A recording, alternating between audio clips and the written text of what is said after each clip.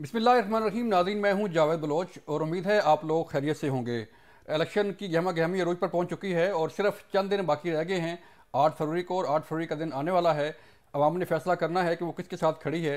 तमाम सियासी जमातें अवाम के पास जा रही हैं, जा चुकी हैं, अपना मंशूर पेश कर चुकी हैं और अपने अपने प्लान्स पेश कर रही हैं। लेकिन अवाम किसके साथ खड़ी होगी, इसके लिए हमें सिर्फ चंद दिन इंतज़ार करना होगा। आज बिलावल भुट्टो जरदारी साहब ने भी यहाँ पर इस्लामाबाद में खिताब किया तलबा से।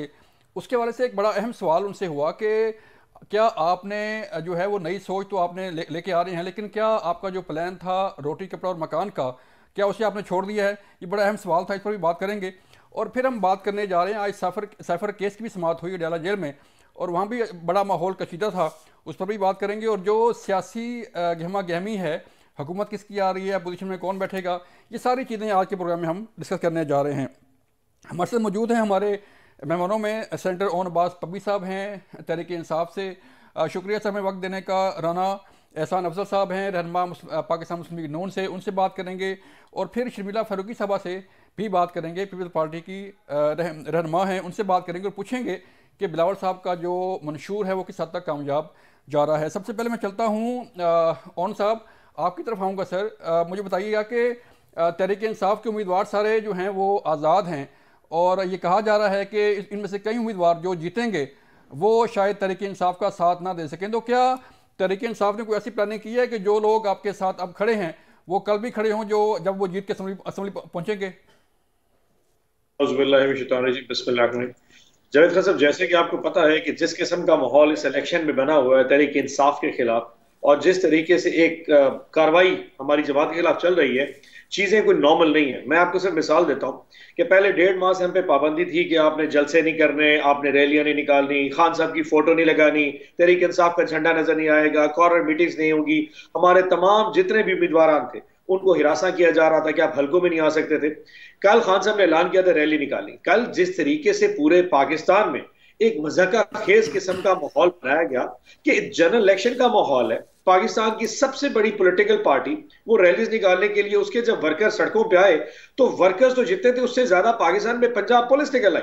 यानी कि और मजे की बात है कि क्वेटा और इस्लामाबाद जैसे शहरों में दफा 144 लगा। डर गई है ना, पुलिस डर रही है अपना मतलब उन साहब के कहीं दोबारा 9 महीना आ जाए।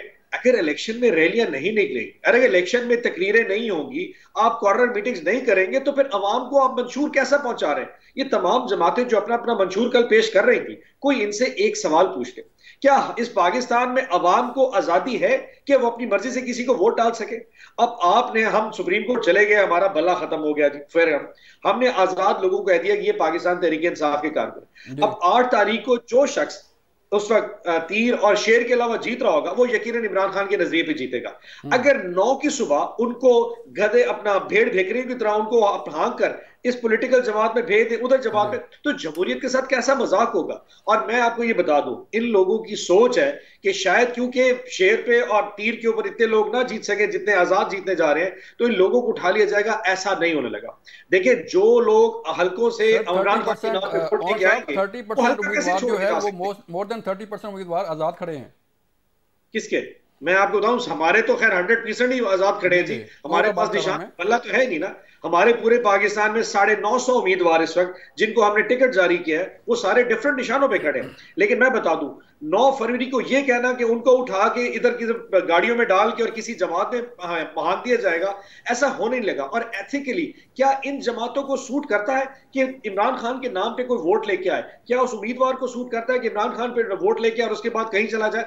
ऐसा नहीं होने लगे। देखिए, अवाम को आप किसी सूरत सर 8 फरवरी साहब 8 फरवरी जो है वो करीब है, सिर्फ चंद दिन बाकी रह गए हैं। देखते हैं क्या फैसला करती है अवाम। आप भी अवाम के पास जा रहे हैं, बाकी सारी सियासी जमातें भी अवाम के पास जा रही हैं। राना साहब, मैं आपकी तरफ आऊँगा। सर मियाँ साहब जो है वो खिताब कर रहे हैं जलसों से और उनके साथ मरियम नवाज साहबा जो है वो खिताब करती हैं। पहले मियाँ साहब करते हैं, फिर मरियम नवाज साहबा करती हैं। तो क्या ये इंडिकेशन है कि जानशीनी का फैसला हो गया या मरियम साहबा को कोई ख़ास अहमियत दी जा रही है नेक्स्ट गवर्नमेंट में?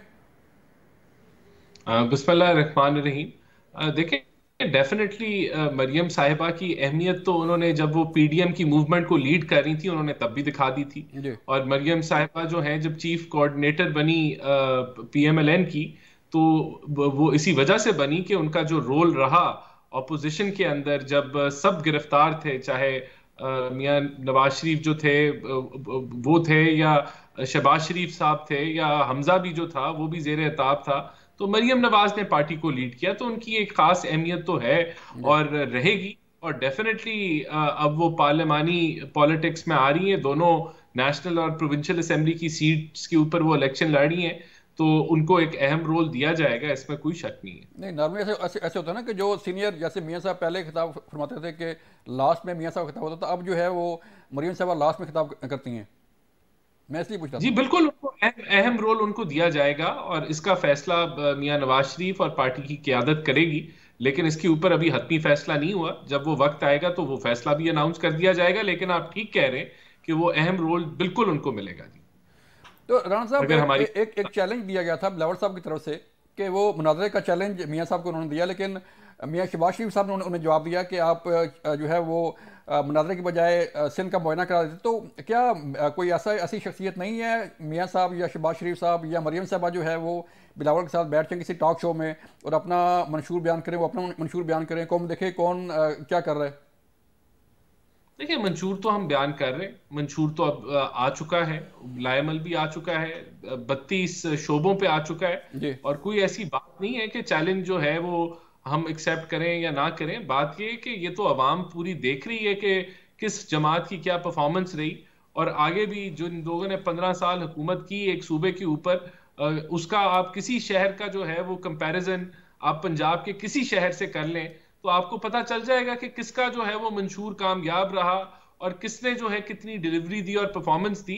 बाकी तो इरफान सिद्दीकी साहब ने भी कहा था कि हम बहुत, अगर उनको शौक है तो बिलावल साहब को हैंडल करने के लिए तो तलाल चौधरी ही काफी है, वही उनके साथ अगर मुकालमा कर लें तो वही काफी होगा। चलें, मैं शर्मिला साहब आपकी तरफ आना चाह रहा हूँ। जो बिलावल साहब ने चैलेंज किया था मुनाजरे का, लेकिन कोई जवाब नहीं आया। जवाब सिर्फ इतना ही आया है कि मुनाजरे की बजाय अगर वो सिंध का मुआयना की दावा देते तो ज़्यादा बेहतर था। तो क्या अब भी ये चैलेंज बरकरार है मुनाजरे का कि मियाँ साहब या कोई पार्टी शख्सियत जैसे कह रहे हैं कि तलाल चौधरी ही काफ़ी हैं बिलावल साहब के लिए कि उनका जवाब दें, मुनाजरे का जो है जवाब दें उनके साथ? जी बहुत शुक्रिया। देखिए जी, बिल्कुल बिलावल साहब ने मियाँ साहब को मुनाजरे का चैलेंज दिया है। वो बिल्कुल आएँ, सिंध का दौरा करें, कराची से शुरू करें और कश्मीर तक जाएं हमारे साथ, और जिस शहर में चाहे वो मुनाजरा करें। लेकिन मैं समझती हूँ ये बहुत ही मुनासिब एक ऑफ़र है दुनिया भर के ममालिक में जहाँ पर इलेक्शंस लड़े जाते हैं मौजूद ममालिक के अंदर, वहाँ पर इवन प्रेसिडेंशियल कैंडिडेट्स आपस में बैठते हैं, लाइव टेलीविज़न के ऊपर बैठते हैं और डिबेट करते हैं, आवाम के मसाइल के ऊपर बात करते हैं, अपनी पॉलिसी के ऊपर बात करते हैं कि जी हमारी ये पॉलिसी है। और इलेक्शन जीतते इस तरीके से हैं, इलेक्शन लड़ाई इस तरीके से जाता है। जलसे जुलूस पाकिस्तान की एक रिवायत है, लेकिन बहुत से लोग हैं जो उन जलसे जुलूसों में नहीं जाते, जो घर बैठ के टेलीविज़न देखते हैं। तो घर घर पहुंचना और अपनी मंशूर को ले जाना, मैं समझती हूँ तो बहुत अच्छी ऑफ़र है।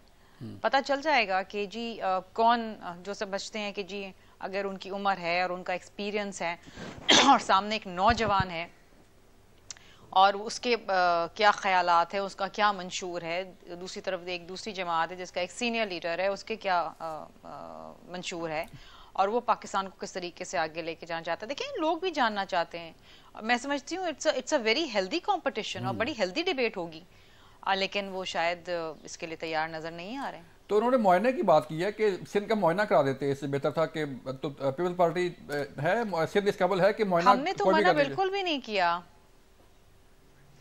नहीं देखिए अब तलाल चौधरी का तो वो कैलिबर नहीं है ना कि वो बिलावल भुट्टो के साथ बैठे वो मुआयना करें। चेयरमैन बिलावल भुट्टो जरदारी जो हैं वो पाकिस्तान पीपल्स पार्टी के चेयरमैन है, उनका अपना अलग स्टेचर है। तलाल चौधरी ने अगर मुआयना करना है तो हमारे साथ चलें, सिंध का मुआयना करें। लेकिन बात यह है कि ऑफर तो मियाँ साहब को दी है, बिल्कुल आए हमारे साथ मुआयना करें, हम कराची से लेके कश्मीर तक मुआयना कराने को तैयार हैं और फिर मुनाजरा भी करें। Let's have a healthy debate ना। जी।